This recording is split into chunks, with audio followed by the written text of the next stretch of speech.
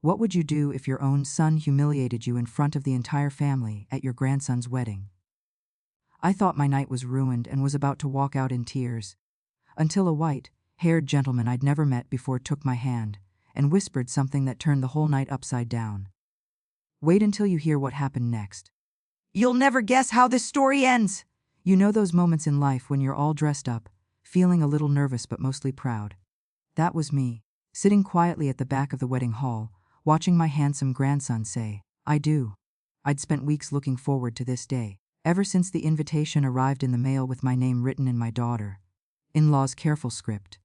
I'd picked out my best dress, a deep blue number with just enough sparkle to make me feel special, but not so much that I'd outshine the bride.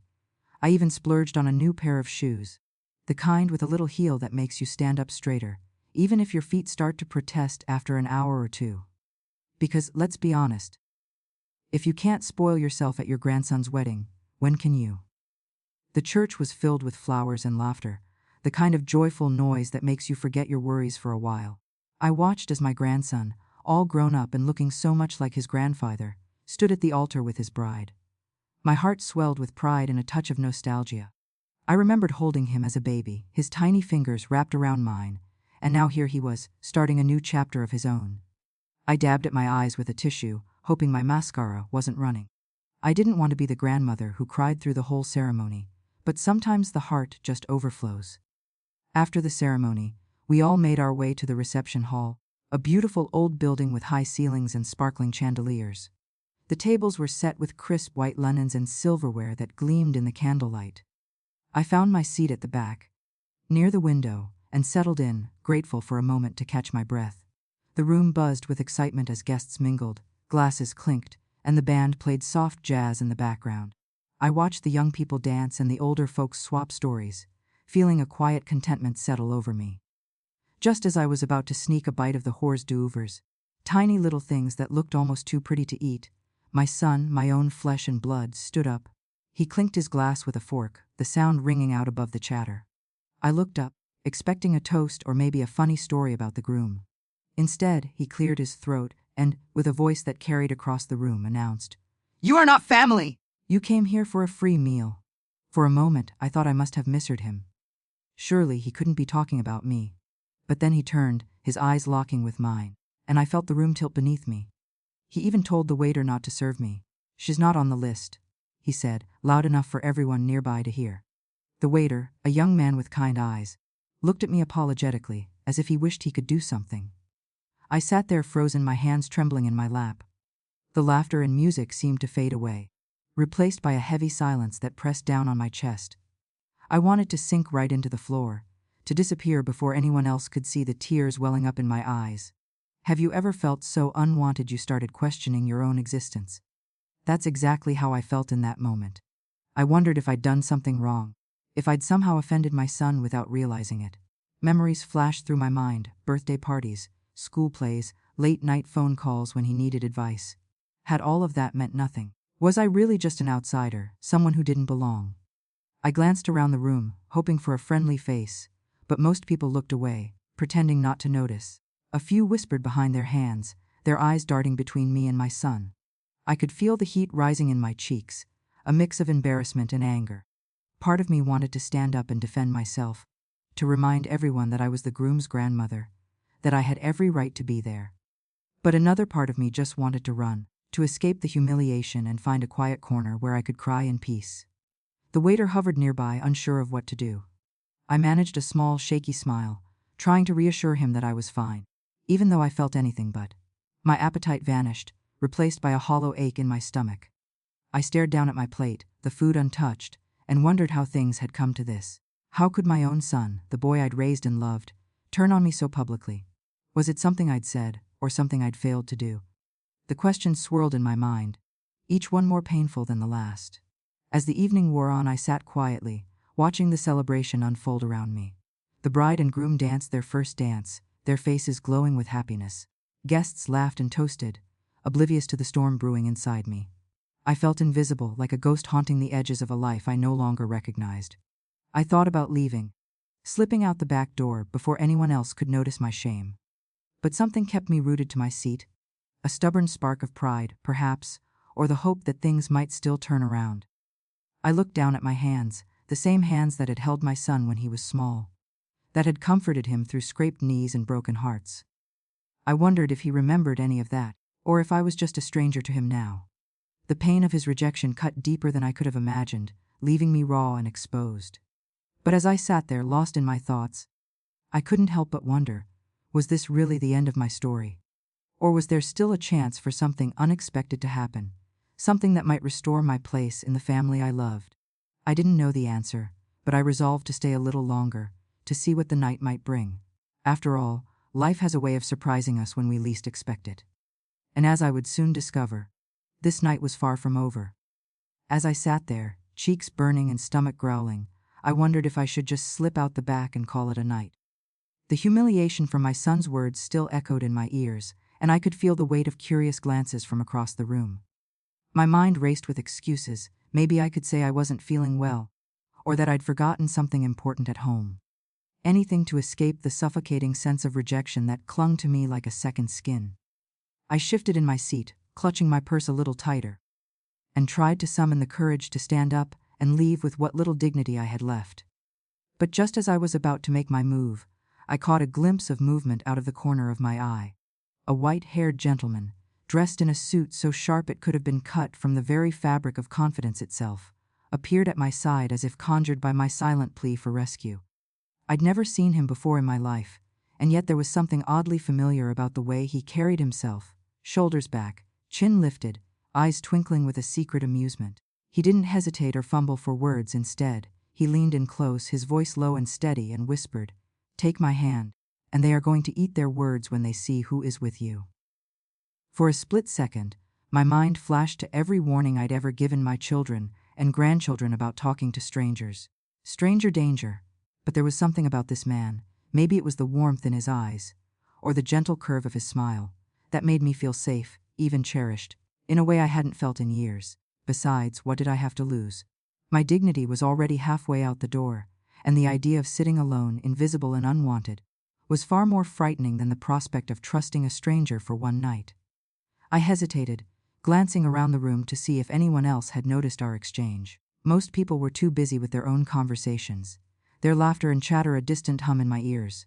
My son, thankfully, was nowhere in sight, probably off basking in the glow of his own self-importance. I looked back at the gentleman, searching his face for any sign of mischief or malice, but all I found was a quiet confidence and a hint of mischief, as if he knew exactly what I needed before I did. With a deep breath, I slipped my hand into his, surprised by the strength and warmth of his grip. He gave my fingers a reassuring squeeze, then stood up, drawing me to my feet with a grace that belied his age. For a moment, I felt like a young woman again, swept up in the promise of adventure and possibility. He led me away from my lonely table at the back, weaving through the crowd with an ease that suggested he belonged wherever he went. Heads began to turn as we passed, curious eyes following our progress across the room. I could feel the whispers starting, a ripple of speculation spreading from table to table. Who was this man? And why was he with me? As we approached the center of the room, the band struck up a new tune, a slow, elegant waltz that seemed to fill the air with magic. Without missing a beat, my mysterious companion turned to me and asked, "May I have this dance?" I hesitated for only a moment before nodding, my heart pounding in my chest. He led me onto the dance floor, his hand steady at my waist, and together we began to move in time with the music. I hadn't danced in years, not since my husband passed away, but somehow my feet remembered what to do. The world seemed to shrink down to just the two of us, the rest of the guests fading into the background as we spun and swayed beneath the glittering lights. For the first time that evening, I felt seen, not as an afterthought or an inconvenience, but as someone worthy of attention and respect. As we danced, my companion leaned in and whispered little jokes and stories, his voice a soothing balm to my wounded pride. He told me about his travels, his love of music, and the many weddings he'd attended over the years. I found myself laughing, the tension in my shoulders melting away with each step. It was as if he'd plucked me out of my misery and set me gently back on my feet, reminding me that life still held surprises, even for someone my age. Every so often, I caught sight of my son at the edge of the dance floor, his face a mixture of confusion and annoyance. I couldn't help but feel a small, guilty thrill at the sight. After all, wasn't it about time someone else felt a little uncomfortable for a change? When the song ended, the gentleman led me back to our table, no longer the lonely spot at the back, but a place of honor near the head of the room. Waiters appeared as if by magic, offering plates of food and glasses of champagne with a deference I hadn't experienced all evening. My companion introduced himself to those around us, his charm and wit quickly winning over even the most skeptical guests. I watched as people who had ignored me earlier now vied for my attention, eager to be part of whatever story was unfolding. It was a heady feeling, equal parts exhilarating and surreal. I glanced at my son, who stood frozen in the doorway, his mouth opening and closing like a fish out of water.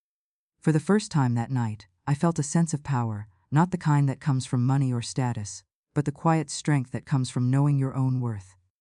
As the evening wore on, I found myself relaxing into the rhythm of the celebration, my earlier humiliation fading into the background. My mysterious companion never left my side, his presence a constant reminder that sometimes, when you least expect it, life can offer you a second chance. I still didn't know who he was or why he'd chosen to help me, but in that moment, it didn't matter. All that mattered was the feeling of belonging, of being seen and valued, even in the face of rejection. As I sipped my champagne and listened to the laughter around me, I realized that maybe, just maybe, this night would turn out to be one I'd never forget, for all the right reasons. We walked arm in arm right up to the head table, my mysterious companion and I could feel every pair of eyes in the room following our every step. The music seemed to hush, the clinking of glasses and the hum of conversation, fading into a stunned silence as we approached. I could practically hear the collective intake of breath, as if the entire room was holding it in anticipation of what would happen next. My heart thudded in my chest. But this time it wasn't from embarrassment or fear, it was something closer to excitement. A sense that the tide was about to turn in a way I never could have predicted. My son, who had been holding court at the head table, looked up and saw us coming. His jaw dropped so far, I thought he might need help picking it up off the floor. For a split second, I almost felt sorry for him, but then I remembered the sting of his words, the way he'd tried to erase me from this special day, and I straightened my shoulders just a little more. My companion, with his silver hair gleaming under the chandelier and his suit as crisp as a winter morning, gave my hand a reassuring squeeze before letting go and stepping forward. He cleared his throat, and the room seemed to lean in waiting. "Ladies and gentlemen," he began, his voice carrying with the easy authority of someone used to being listened to. "I'd like to introduce you to my guest of honor tonight. This lovely lady is not only a cherished member of this family, but she is also my personal guest. Anyone who has a problem with that can see themselves out." The words hung in the air, bold and unyielding, and for a moment no one moved. Then, as if a spell had been broken, the waiters sprang into action, rushing to our side with trays of food and glasses of champagne, their faces eager and apologetic. Plates appeared before me, each one more delicious than the last, and I was offered everything from the finest roast to the most delicate pastries, as if they were trying to make up for every slight I'd endured that evening. People I'd never met before, distant relatives, friends of the bride, even a few of the band members, suddenly wanted to shake my hand, introduce themselves, and share a laugh. It was as if my status had been transformed in an instant, all because of the man standing beside me. Isn't it funny how quickly people change their tune when they think you're important? I couldn't help but chuckle to myself at the absurdity of it all. Just an hour ago, I'd been invisible, an afterthought at the edge of the celebration, and now I was the center of attention, the guest everyone wanted to know. My son, meanwhile, sat frozen in his seat, his face a study in shock and confusion. He looked from me to the gentleman, then back again, as if trying to piece together a puzzle that refused to make sense. I caught his eye for a moment, and for the first time that night, I saw something flicker there, regret, maybe, or embarrassment. It was hard to tell, but I let the moment linger, hoping he might finally understand the pain he'd caused. The owner, yes, as it turned out. My mysterious companion was none other than the owner of the entire wedding venue, and a close friend of the groom's family, continued to work his magic. He regaled the table with stories of his travels, his love for the community, and his admiration for families who stuck together through thick and thin. Every so often, he would turn to me and include me in the conversation, making sure I felt seen and valued. The other guests followed his lead, and soon I was surrounded by laughter and warmth, the earlier chill in the air replaced by genuine camaraderie. I found myself relaxing, even enjoying the attention, as people asked about my life, my memories of the groom as a little boy, and my thoughts on love and marriage. I shared stories I hadn't told in years, and with each one, I felt a little more of my old self returning, the woman who had weathered storms, raised a family, and still had plenty of life left to live. As the evening wore on, the band struck up a lively tune, and my companion insisted on another dance. This time, I didn't hesitate. We glided across the floor, and I could feel the eyes of the room on us. But instead of shrinking away, I held my head high. I caught glimpses of my grandson and his new bride, both beaming at me with pride and affection. It was clear they were happy to see me enjoying myself, and that meant more to me than any of the whispered apologies or belated kindnesses from the other guests. At one point, my son approached, his expression sheepish. He mumbled something about being sorry, about not realizing how much I meant to everyone. But I simply smiled and told him that families have their ups and downs, and that tonight was about celebrating love, not holding grudges. I could see the relief in his eyes, and for the first time in a long while, I felt a glimmer of hope that maybe, just maybe, we could find our way back to each other. By the end of the night, I was exhausted but exhilarated, my cheeks sore from smiling and my heart lighter than had been in years. As the guests began to say their goodbyes, many stopped to thank me for sharing my stories and to wish me well. The owner walked me to the door, his arm steady and reassuring. "You see," he said with a wink, "sometimes all it takes is a little reminder of who you are, and a friend in the right place." I laughed, feeling a sense of gratitude that went beyond words. I had come to the wedding expecting nothing more than a quiet seat at the back. But I left with a renewed sense of belonging, a reminder that dignity and respect are not given, they are claimed. And as I stepped out into the cool night air, I knew that this was a story I would cherish for the rest of my days, a night when the tables truly turned. And I found my place at the heart of my family once again. By the end of the night, I was laughing, dancing, and eating the best meal I'd had in years, feeling lighter than I had in a long, long time. The earlier sting of humiliation had faded into a distant memory, replaced by a bubbling sense of joy and, I'll admit, a little bit of sweet, sweet revenge. There's something deeply satisfying about seeing the tables turn, especially when you've spent most of the evening feeling invisible. The band played a medley of old favorites, and I found myself swept up in the music, twirling around the dance floor with my mysterious companion, who had become the toast of the evening. Every so often, I'd catch a glimpse of my son, hovering at the edge of the festivities, his expression a mix of confusion, regret, and, dare I say it, a touch of pride. He watched as people gathered around me, eager to share a story or ask for a dance, and I could see the wheels turning in his head, perhaps realizing for the first time just how much I meant to this family, and how wrong he'd been to try to push me aside. My grandson, the reason I'd come in the first place, made his way over to me during a lull in the music. He wrapped me in a tight hug, the kind that makes you feel like you're the most important person in the world, and whispered, "I'm so glad you're here, Grandma." His words were simple, but they meant everything.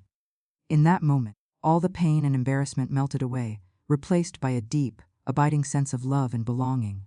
I looked into his eyes and saw not just the little boy I'd helped raise, but a man who understood the value of family, who knew that love isn't about perfection or appearances, but about showing up for each other, no matter what. As the night wore on, I found myself surrounded by new friends and old acquaintances, all eager to share a laugh or a memory. The owner of the venue, my unexpected champion, stayed by my side, making sure I never felt alone or overlooked. He introduced me to people I'd never met, weaving me into the fabric of the celebration with a skill that only comes from years of experience and a genuine love for bringing people together. I told stories I hadn't thought about in years. Stories of my own wedding, of raising my children, of the adventures and misadventures that make up a life well lived. People listened, really listened. And I could see in their faces that my words mattered, that my presence added something special to the evening. It was a feeling I hadn't realized I'd been missing, a reminder that we all have something to offer, no matter our age or our place at the table. At one point, my son finally worked up the courage to approach me. He looked awkward, shuffling his feet and avoiding my gaze, but I could see the apology written all over his face. "Mom," he began, his voice barely above a whisper, "I'm sorry. I don't know what got into me. I guess I forgot how important you are to all of us." For a moment I considered making him squirm a little longer. After all, a little humility never hurt anyone. But then I saw the genuine regret in his eyes, and my heart softened. I reached out, took his hand, and squeezed it gently. "We all make mistakes," I told him. "But what matters is that we learn from them." Tonight is about family, and I'm glad we're here together." He nodded, relief flooding his features, and I knew that our relationship would be stronger for having weathered this storm. Sometimes, the sweetest revenge isn't about payback or making someone feel small. It's about rising above, showing grace, and letting love win in the end. As the evening drew to a close, I found myself reflecting on the events of the night. I thought about how close I'd come to leaving, to letting someone else's cruelty define my experience. I thought about the kindness of a stranger, the power of a simple gesture, and the way a single moment can change everything. I realized that the real victory wasn't in the attention or the special treatment, but in reclaiming my sense of self-worth, in remembering that I mattered, no matter what anyone else said or did. I left the venue with my head held high, my heart full, and a smile on my face that I knew would last for days. As I stepped out into the cool night air, I felt a sense of peace settle over me, a quiet confidence that I could face whatever came next with grace and dignity. So, ladies, next time someone tries to write you off, remember you never know who's watching, or who might show up to remind everyone just how much you matter.